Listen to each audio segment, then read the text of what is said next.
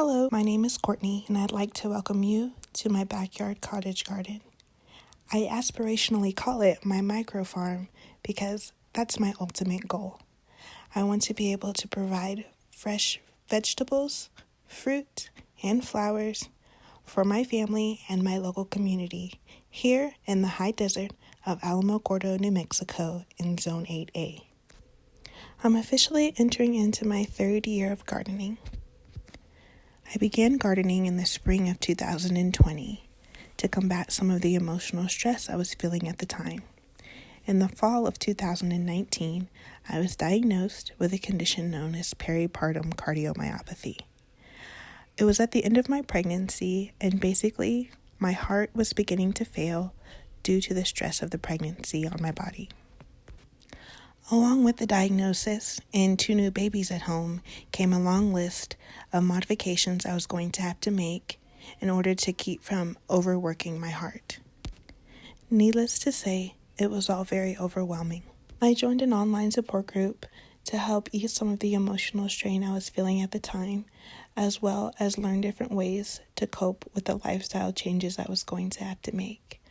One day, while browsing the online support group, I came across a list of different activities that had been shown to help rehabilitate and strengthen the heart. Gardening was at the top of the list. With the onset of the 2020 lockdowns, many other Americans were getting into gardening as well, so the information on how to get started was pretty easily accessible. I decided to try my hand at transforming my desolate backyard into a beautiful oasis in the desert. During my deep dive into trying to learn how to garden, there was lots of trial and error, and many mistakes were made. While trying to figure out how to help my plants grow better without using synthetic inputs, and why there were no bees in my garden, I came across the concept known as regenerative agriculture. I was completely smitten by the idea that while I was trying to receive healing in the garden, both physically and emotionally, I could help heal the earth by stewarding my garden well and in a natural way. So for the next year, I poured myself into my garden and did my best to share the knowledge that I received and the beauty of the garden with my local community.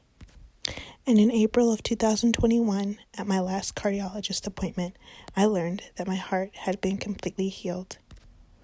The opportunity to take part in this competition is a dream come true, and I believe that I'll win because I already have, and I hope that my victory can inspire others to keep learning and keep growing.